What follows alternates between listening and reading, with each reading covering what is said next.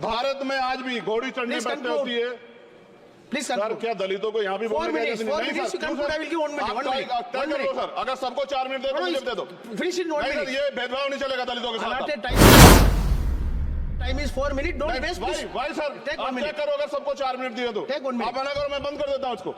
क्या दलितों को सबसे आखिरी में नंबर मिलेगा और बोलने का मौका मिलेगा? क्या मजाक कर रहे हैं सर आप? No, all independent people are having only 4 minutes. You take. Sir, independent में अपनी पार्टी का मेंबर हूँ सर, और जीत के आया हूँ सर, किसी की दया में नहीं आया। आज हम संविधान की गौरवशाली यात्रा पे बात करने के लिए चर्चा कर रहे हैं। कल से ये चर्चा चल रही है सर। मैंने बहुत सारे दोनों पक्ष के और जितने भी हमारे मेंबर हैं सुना सर, उनको बड़े बड़े नेता हैं सर। इसके भाग 1 में लिखा हुआ है India that is Bharat, Hindustan नहीं लिखा हुआ है सर। लेकिन सारे नेता संविधान पे चर्चा कर रहे हैं, लेकिन हिंदुस्तान ही कहेंगे, भारत कहने की हिम्मत नहीं जुटा पा रहे हैं। ये बड़ा सवाल है सर कि क्या संविधान के हिसाब से बात रखी जा रही है। मैं धन्यवाद दूंगा फूले साहू बाबा साहब अम्बेडकर को और मेरे नेता मान्यवर साहब श्री काशीराम को। 25 नवंबर 1949 को संविधान को सौंपते हुए डॉक्टर बाबा साहब अम्बेडकर ने कहा था कि 26 जनवरी 1950 को हम विरोधाभास भरे जीवन में प्रवेश करने जा रहे हैं। राजनीतिक जीवन में तो हमारे पास समानता होगी, लेकिन सामाजिक और आर्थिक जीवन में असमानता होगी। क्या ये चुनौती आज 75 साल बाद दूर हुई है? भारत ने 26 जनवरी 1950 को संविधान लागू होने के साथ खुद को एक संप्रभु लोकतांत्रिक और गणतांत्रिक राज्य होने का ऐलान किया। लेकिन सर, उस समय संविधान की स्थिति ये थी कि जैसे गांव का कोई आदमी, मैं 50 की बात कर रहा हूं, वो 50 साल पहले शहर में आ जाता और बड़े लोगों की महफिल में चला जाता, उस जहां वो खाना खा रहे हो, और वो टेबल पे नैपकिन को खा के जो है कि कहता कि ये तो फीका, क्योंकि वो जानता ही नहीं था, वो समझता नहीं था संविधान को, संविधान है क्या। संविधान उसके लिए महज दस्तावेज था। ये जिम्मेदारी थी राजनीतिक दलों पे कि वो संविधान को व्यवहार में लेके आते। और इसके इतने सारे आर्टिकल हैं, अगर इनको व्यवहार में लाया जाता तो मुझे लगता कि आज देश बहुत बदल गया होता। बाबा साहब ने कहा था कि लोकतंत्र भारतीय भूमि का केवल ऊपरी पोशाक है, उनके अनुसार यहाँ की संस्कृति अनिवार्य तौर पर लोकतांत्रिक है। भारत जैसे गरीब और गैर बराबरी वाले देश में संविधान के जरिए छुआछूत खत्म करना, वंचितों के लिए सकारात्मक उपाय करना, सभी वयस्कों के लिए मतदान का अधिकार देना और सबके लिए सम्मान अधिकार तय करना, ये बहुत बड़ी उपलब्धि थी सर।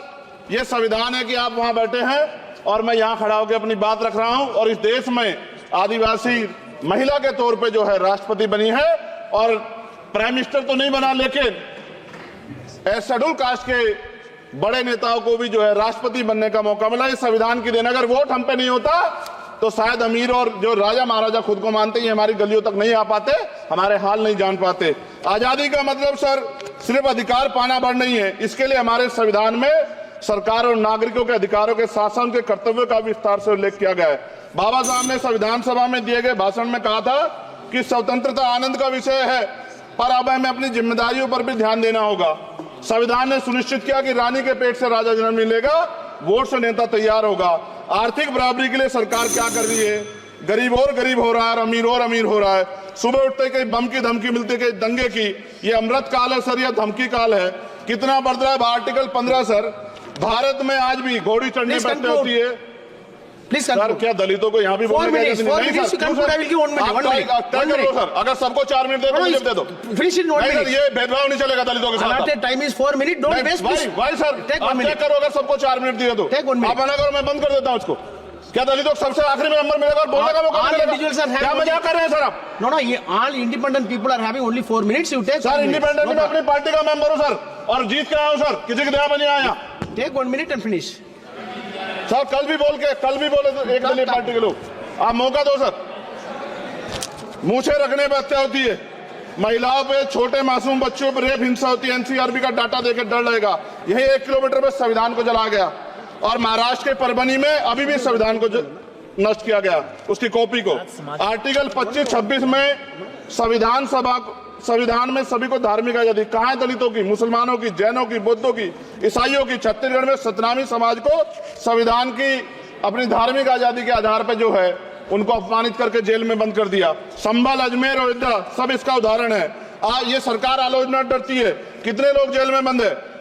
मिरान हैदर, खालिद सैफी, उमर खालिद खान, सिफा खान, गुलफ्शा फातिमा और आजम खान साहब राजनीतिक विरोध में बंद है।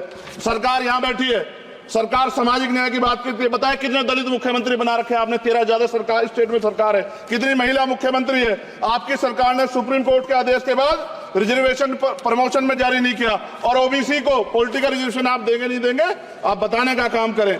मैं 75 साल की गौरव यात्रा में हम एक सभ्य समाज नहीं बना पाए, इसलिए जाति आधार पर SC ST OBC के बच्चों को प्राइमरी स्कूल से लेकर उच्च संस्थानों में भेदभाव किया जाता है। सरकार निरंकुश हो गई, कोई बुलडोजर से कार्रवाई करता है। कल मंत्री जी ने कहा हमने राष्ट्रीय पिछड़ा वर्ग आयोग बनाया, 69 शिक्षक भर्ती में उसकी सिफारिशों को नहीं माना। EWS के जरिए आपने संविधान पे आरक्षण के प्रावधान पे हमला किया। 1 मिनट में खत्म कर रहा हूं सर। संविधान सर न्यायपालिका में आर्टिकल 124A कहता है सर, ये अधिकार जो है Sanjay sir, please conclude sir. 1 minute में प्लीज संविधान में न्यायाधीशों की नियुक्ति का अधिकार राष्ट्रपति के द्वारा होना चाहिए, अभी तक नहीं हो रही है। All India judicial service commission कब बनेगा? क्या चंद परिवार ही सर जज बन सकते हैं? और आज हम सर, मैं सरकार से सवाल पूछना चाहता हूं सर, सेवाओं में SC ST OBC वर्ग का कितना प्रतिनिधित्व है? भारत सरकार के मंत्रालयों के अधीन PSU में, बैंकों, बीमा कंपनियों में और स्वस्थायी संस्थानों में आउटसोर्स तथा कॉन्ट्रैक्ट पर वर्तमान कार्यरत कर्मचारी कुल कितनी संख्या है? आउटसोर्स और कॉन्ट्रैक्ट में कार्यबल SC ST OBC कितना प्रतिशत है? निजी क्षेत्रों में कार्यरत कर्मचारी उनके SC ST OBC की वर्ग लाभ। सर खत्म कर, लास्ट पॉइंट सर मैं फिर स्पष्ट तौर पर कह रहा हूं सर, यहां बैठे SC और OBC के मेंबर से कह रहा हूं सर, उनको सामाजिक जिम्मेदारी का ध्यान भी रखना चाहिए। पार्टी के प्रति वफादारी के साथ साथ अपने वर्गों के प्रति ईमानदारी भी रखनी चाहिए। ईमानदारी नहीं होगी तो इन वर्गों का भला नहीं हो सकता, और हमें बहुत सरकारों से उम्मीद नहीं है। बहुत बहुत धन्यवाद सर। Thank you.